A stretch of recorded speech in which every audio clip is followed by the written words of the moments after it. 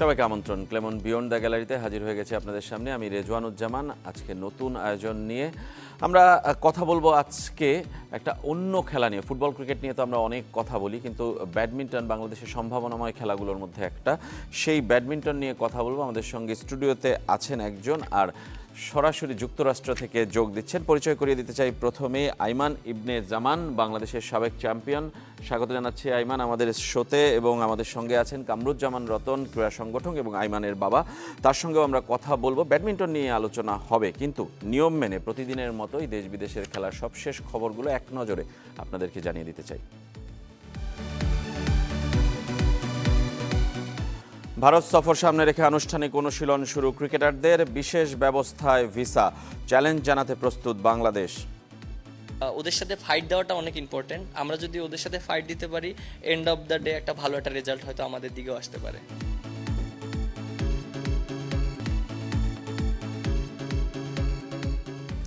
শুনছিলেন দেশ বিদেশের খেলার সবশেষ খবরগুলো। আমরা বলছিলাম যে ক্রীড়াঙ্গনের সংস্কার, ব্যাডমিন্টন খেলা নিয়ে আমরা আজকে কথা বলবো। আমাদের সঙ্গে দুই অতিথি আছেন। আইমান ইবনে জামান, যিনি যুক্তরাষ্ট্র থেকে সরাসরি যোগ দিচ্ছেন আমাদের সঙ্গে, আর আছেন কামরুজ্জামান রতন স্টুডিওতে। আপনারাও চাইলে অংশ নিতে পারেন আমাদের এই আয়োজনে। ফোন করতে হবে স্ক্রিনে দেখানো নম্বরগুলোতে। আইমানকে দিয়ে শুরু করতে চাই। যে আইমান, কেমন আছেন যুক্তরাষ্ট্রে? বাংলাদেশ থেকে দূরে ব্যাডমিন্টনকে মিস করছেন কিনা প্রথমে সেটাই জানতে চাই, নাকি ওখানেও ব্যাডমিন্টন খেলার সাথে জড়িয়ে আছেন? জি, ধন্যবাদ আমাকে এই শোতে ইনভাইট করার জন্য। আসলে আমি আসলে ব্যাডমিন্টন ছাড়ি নাই কখনোই। আহ, খেলার অবসর নিয়েছিলাম আমার, যেহেতু একটা আর কি আমি ন্যাশনাল টিমে খেলতাম বাংলাদেশের জন্য। তো ওইটা আর কি 16 বছর বয়স পর্যন্ত আমি যেটা কন্টিনিউ করছি, ওইটা আমার একটা টাইমে একটা ডিসিশন নেওয়া লাগছিল যে আমার এখন এই টাইমে either I further my career into badminton or I do my studies and আচ্ছা, badminton পাশাপাশি। তো এই আর কি এখনো আর কি আমি ওই খেলাটা আমি আমেরিকাতে আছি, তাও আমি হচ্ছে এখানে ন্যাশনাল প্লেয়ারদের সাথে আমি ওর সাথে প্র্যাকটিস করি, আর আমি রেগুলারলি টুর্নামেন্ট খেলতেছি, সো দ্যাট আমার টাচ আর আমার খেলা কোনোটাই যাতে ভুলে না যাই, আর হচ্ছে গিয়ে আমার দেশে যে দায়িত্বটা সেই দায়িত্বে আবার যাতে ফিরে আসতে পারি। পড়াশোনার পাশাপাশি ব্যাডমিন্টন, মানে জানতে চাই দুটো জিনিস, যে পড়াশোনার পাশাপাশি ব্যাডমিন্টন চালিয়ে যেতে ওখানে সমস্যা হচ্ছে কিনা, নাকি যুক্তরাষ্ট্রে আসলে উন্নত ফ্যাসিলিটিসগুলো কাজে লাগানোর সুযোগ পাচ্ছেন? আসলে এখানে খুবই সিস্টেমটা খুবই ডিফারেন্ট। এখানে পড়াশোনা হোক, কাজকর্ম হোক, যাই করি না কেন, এখানে আমার পড়াশোনার টাইমে পড়াশোনা করি, আর বাকি টাইমে আমি 4 or 5 hours এভরিডে আমি ট্রেনিং করতে পারি। আর এখানে মোস্ট ইম্পর্টেন্টলি যে ফ্যাসিলিটিস এখানে, যে এখানে অনেকেই স্পন্সর করে, এখানে ভালো প্লেয়ারদের এখানে অনেক এখানে পৃষ্ঠপোষকতা যে জিনিসটা, তো ওদেরকে অনেক ভ্যালু করে, যাদের ওকে। যাদের ট্যালেন্ট আছে ওদের স্পন্সর করে, একাডেমিজরা হচ্ছে গিয়ে ওদেরকে সাপোর্ট করে, ওদেরকে টুর্নামেন্টে খেলতে পাঠায়। তো আমি ওই আমার ক্লাস হচ্ছে না কোনোটাতেই। আমি তো এখন গ্রাজুয়েট করে এখন আমি সফটওয়্যার ইঞ্জিনিয়ারিং এর কাজ করছি। তো চাকরির পাশাপাশি আমার হচ্ছে গিয়ে যে I still train and I still compete in the US national tournament. And okay. আলহামদুলিল্লাহ আমার এটা কি, আমি বলবো হচ্ছে কি আমার ফর্ম আগের থেকেও বেটার, বাট হ্যাঁ এটা কি আমার ক্লাস হচ্ছে না, but I am having future goals with this আচ্ছা, ব্যাডমিন্টন। ফিউচার গোলসটা কি? বাংলাদেশে ফিরে এসে বাংলাদেশে প্রতিনিধিত্ব করা, এটা কি আছে গোলে নাকি নেই? জি, বেসিক্যালি আমার তো ইচ্ছা হইতেছে যে দেশকে আমি বাংলাদেশকে আমি হচ্ছে সাউথ এশিয়ার নাম্বার 1 কান্ট্রি বানাইতে চাই। ওকে। তো এটার জন্য আমি জানি আমাদের neighbouring country India, Sri Lanka, Nepal, যারা এখন হচ্ছে গিয়ে সাউথ এশিয়াতে সবচেয়ে টপে আছে, আর ওরাই হচ্ছে ওয়ার্ল্ড ওয়ার্ল্ড ব্যাডমিন্টনে ওরা হচ্ছে গিয়ে রিপ্রেজেন্ট করতেছে সাউথ এশিয়া থেকে। জি, জি। তো আমি এই জিনিসটাকে আমি চাই হচ্ছে গিয়ে আমার থ্রুতে হোক, আমি সেটা চাবো।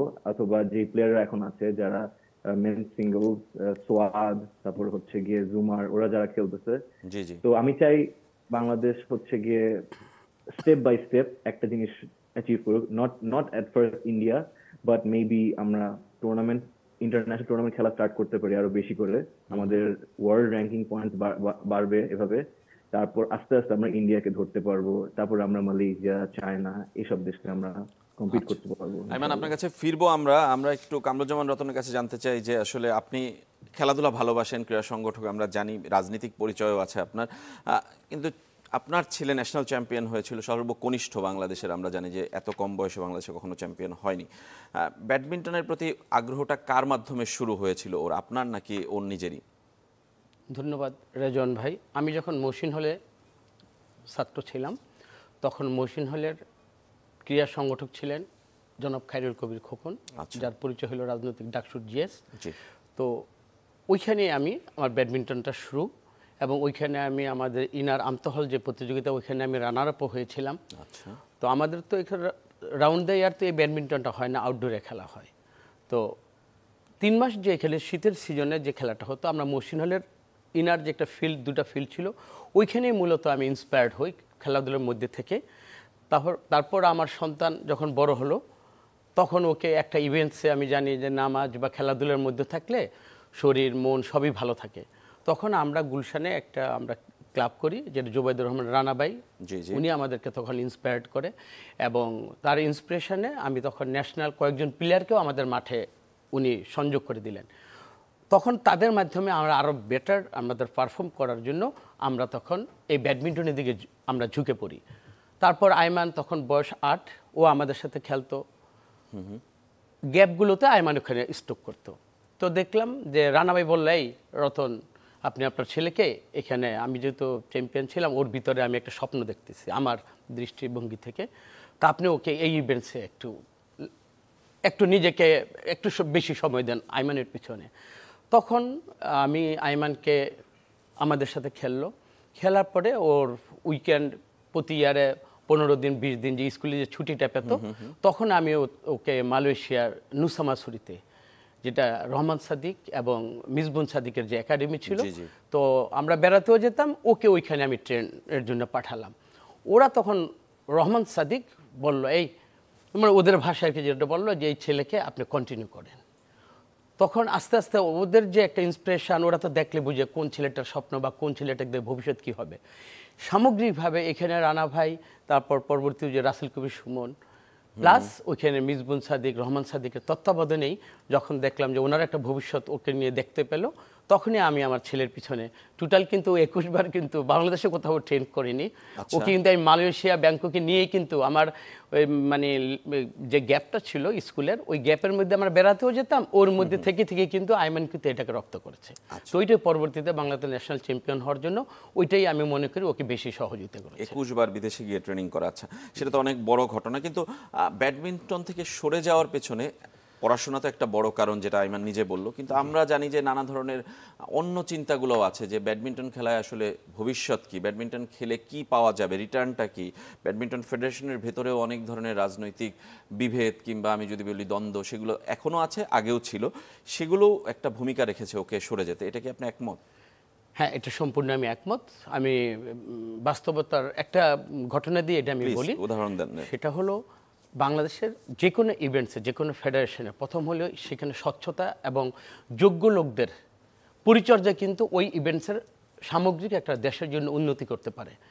তো আমি আমার ব্যক্তিগত হয়তো আল্লাহ তাআলা এফোর্ট করার সুযোগ ছিল দেখে আমি ওকে দেশের বাইরে পাঠিয়েছি, বাট এইটাই তো এক্সাম্পল হতে পারে না, এটা সবার জন্য সম্ভব না।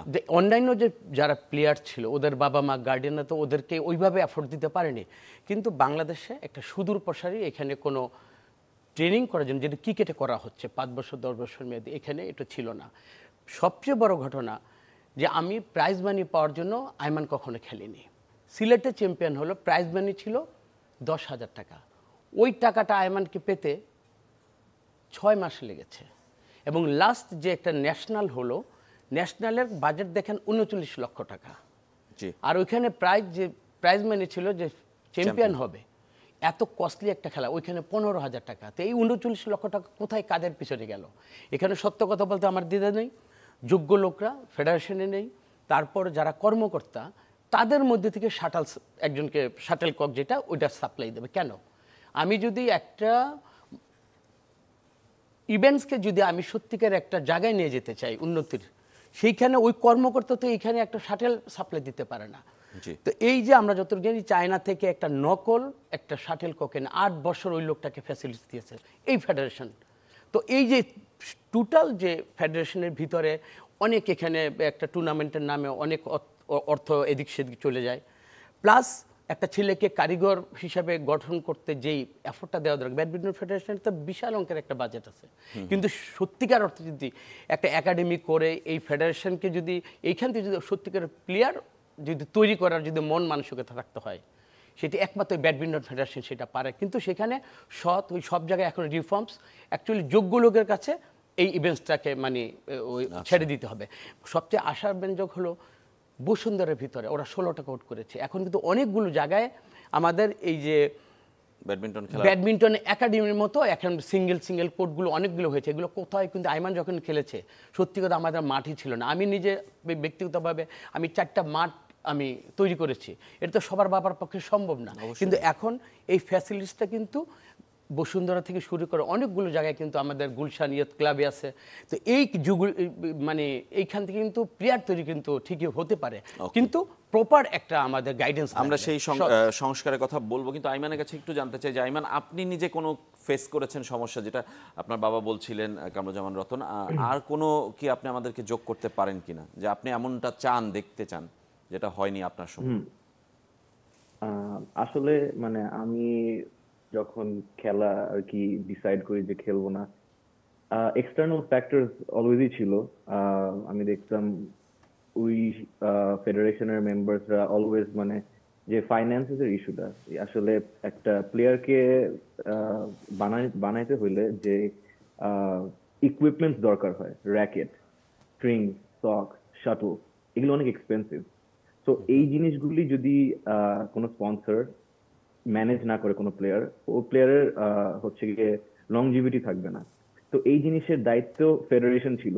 ফেডারেশন অনেক বছর ধরে আমি যখন খেলতাম, আমি তো হচ্ছে গিয়ে মনে করেন প্রিভিলেজ, আমার বাবা আমাকে সাপোর্ট করছে, বাট আরো 10টা ভালো লেভেলের প্লেয়ার হইতে হইলে যে এইসব ইকুইপমেন্ট আগে হচ্ছে যেটা ফেডারেশন আমাদেরকে প্রোভাইড করবে, সেটা ফেডারেশন কখন আমাদের অন্যদের প্লেয়ারদের দিত না। ঠিক আছে, এটা একটা জিনিস, তো এটা আমি অলওয়েজই দেখতাম। বাট আমার দায়িত্ব থেকে আমি খেলোয়াড় হিসেবে আমি ওইটা অলওয়েজই চাইতাম আমি এটা একটা চেঞ্জ হোক। হ্যাঁ, আর আমি অলওয়েজই ফেডারেশনে যারা হচ্ছে গিয়ে আগে খেলাটা খেলেছে, যারা legend of the badminton sport in Bangladesh যারা ছিল, তারা যারা ফেডারেশনে যখন ছিল, ওরা বাজেট বাড়াতে না পারলেও ওরা ব্যাডমিন্টন প্লেয়ারদের জন্য, বাংলাদেশ ব্যাডমিন্টন প্লেয়ারদের জন্য অনেক কিছু করেছে। ওরা বিদেশে প্লেয়ারদের পাঠিয়েছে, এমন না যে ওরা ওদের পক্ষ থেকে বেস্ট ট্রাই করছে, এটা আমি বলবো।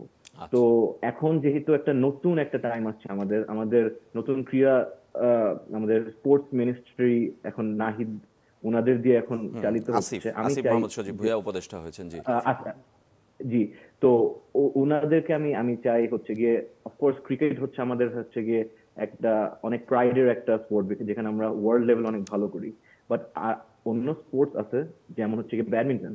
আমি খালি ব্যাডমিন্টনে বলতে পারবো, কারণ ব্যাডমিন্টনে আমাদের যদি ফাইন্যান্সের দিক দিয়ে আমরা যদি সাপোর্ট পাইতাম, তাহলে হচ্ছে গিয়ে আই থিঙ্ক অনেক ভালো ভালো প্লেয়ার বের হইতো, অনেক ভালো ভালো লাইক কোয়ালিটি প্লেয়ার বের হইতো, যারা ইন্ডিয়া কি মালয়েশিয়া, ইন্দোনেশিয়া, চায়না, তারপর নর্থ আমেরিকা, সব দেশের সাথে আমরা চ্যালেঞ্জিং আমরা একটা লেভেলে পৌঁছে যেতে পারতাম, কারণ আমাদের কোয়ালিটি আছে, বাট এটার কন্টিনিউইটিটা খুবই কম। আমরা আরো কথা বলবো আপনার সঙ্গে আইমান এবং কামরুজ্জামান রতন আমাদের সঙ্গেই থাকবেন। একটা ছোট্ট বিরতি নিতে হচ্ছে ক্লেমন বিয়ন্ড দ্য গ্যালারিতে, ফিরে আসবো একটু পরেই, সঙ্গেই থাকবেন।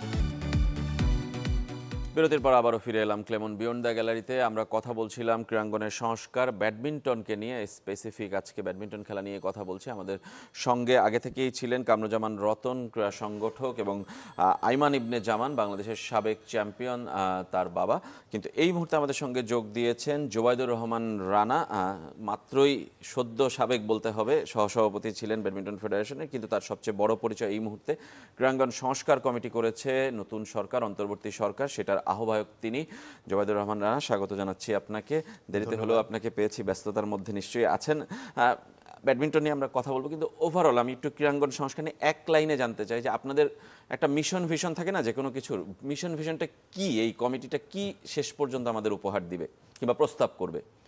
আমরা চাচ্ছি ক্রীড়াঙ্গনে যেটুক কিছুটা সমস্যা আছে ক্রীড়াঙ্গনের ইনফ্রাস্ট্রাকচারে, সেই ইনফ্রাস্ট্রাকচারটা একটা সুন্দর একটা পর্যায়ে নিয়ে আসা। আচ্ছা, ইনফ্রাস্ট্রাকচার বলতে কি আপনি অবকাঠামো স্টেডিয়াম এগুলো না নিশ্চয়ই নিয়মতান্ত্রিক। নিয়মতান্ত্রিক, আচ্ছা আচ্ছা, সেই জায়গাটায় আপনি পরিবর্তন আনতে চান।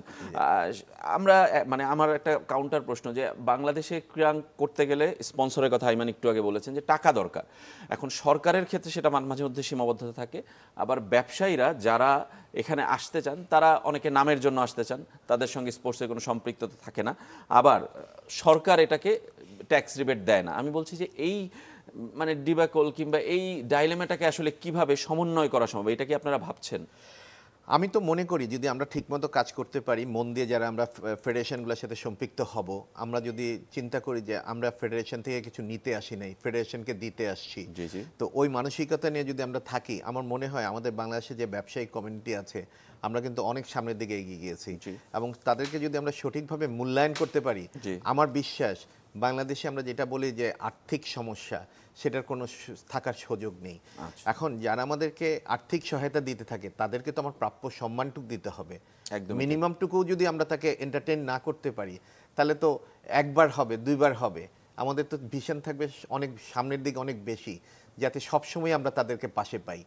তো সেই জন্য আমরা চাই যে তাদের সম্পৃক্ততাও স্পোর্টসের মধ্যে থাকবে, তারাও স্পোর্টসের ভাঙা গড়া নিয়ে যে জীবনটা সেটার সাথে তারা সম্পৃক্ত হবে, সেটা আমার।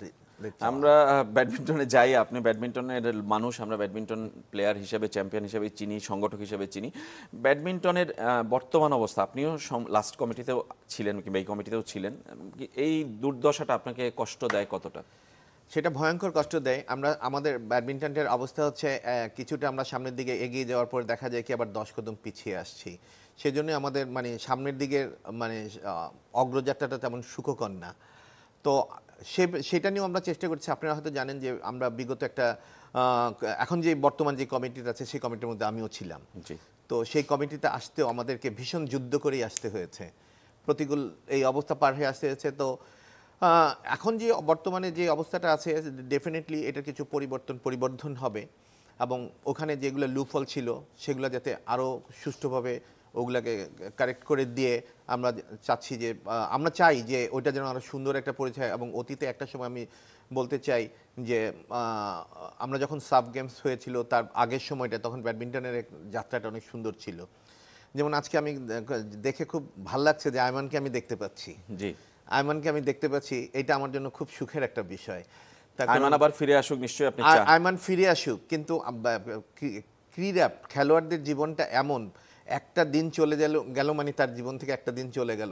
তার কারণটা হলো আমাদের খেলার সময়টা থাকে একটা নির্দিষ্ট একটা সময় ধরে, এটা খুব স্বল্প সময়। তো আয়মান যদিও পড়ালেখার জন্য খুব বেশি উদ্গ্রীব থাকতো সবসময়, সে খেলাটাকে প্রায়োরিটি দিত না, পড়ালেখার দিকেই তার নেশা খুব বেশি ছিল।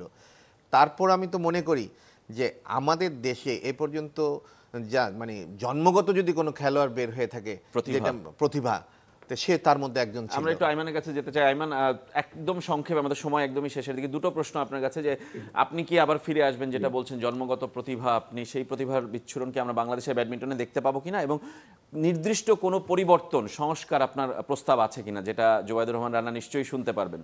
দুটো একদমই সংক্ষেপে।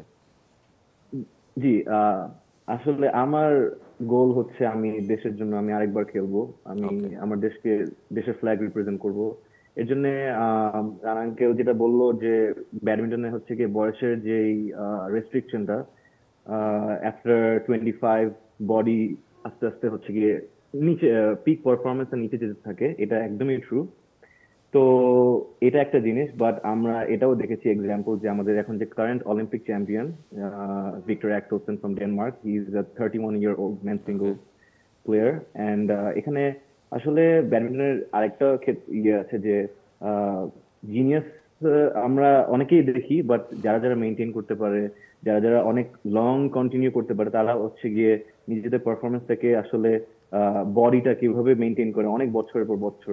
তো এটাই আমি আর কি নিজের জন্য করার চেষ্টা করবেন সেটা। জি, সেটা অবশ্যই। আর at the end of the day আমাদের খেলার যে মান, সেটাকে আমি যদি ইমপ্রুভ না করতে পারি তাহলে আমার আসলে দলের জন্য খেলে তো কোনো লাভ হচ্ছে না। লাস্ট কোশ্চেন, যেটা সংস্কার, আমার একদমই সময় কম, এইজন্য আমি আপনাকে তাড়া দিচ্ছি, যে কোন চেঞ্জ আপনি দেখতে চান, কি চেঞ্জ? জি জি, চেঞ্জ আমি একটাই দেখতে চাই যে আমাদের ক্রিকেট যেমন হচ্ছে গিয়ে আমাদের দেশের একটা গর্ব, আমি চাই ব্যাডমিন্টন হচ্ছে গিয়ে যেসব ছেলেরা মেয়েরা হচ্ছে গিয়ে ব্যাডমিন্টনের যাদের ট্যালেন্ট আছে, আমি চাই না তারা হচ্ছে ঝরে যাক। আমি চাই তাদের হচ্ছে গিয়ে ঠিক মতো ওদেরকে, Okay. ওরা ঠিক স্পন্সর পাক, মার্কেটিং হোক ওদের, আর ওরা হচ্ছে গিয়ে ঠিক মতো ওদের ট্যালেন্টটাকে যাতে ওরা কন্টিনিউ করতে পারে, এটার সাপোর্ট যদি দিতে পারে ফেডারেশন, ইনশাল্লাহ আমরা ভালো একটা জায়গায় আগাবো ইনশাল্লাহ। ধন্যবাদ আপনাকে আইমান। একদমই শেষ কথা কামরুজ্জামান রতন, আপনার কাছ দিয়ে শেষ করতে চাই, একজন বাবা হিসেবে এমন কি দেশ দেখতে চান যেখানে ব্যাডমিন্টন সহ অন্য সব খেলার খেলোয়াড়রা আসলে অবাধ বিচরণ করতে পারে, এমন কোনো কিছু স্বপ্ন কি আপনি দেখেন কিনা? এই দেশটা স্বাধীনতার জন্য এবং গণতন্ত্রের জন্য আসলেই এই তাজা অনেকগুলো রক্ত কিন্তু ঝরেছে।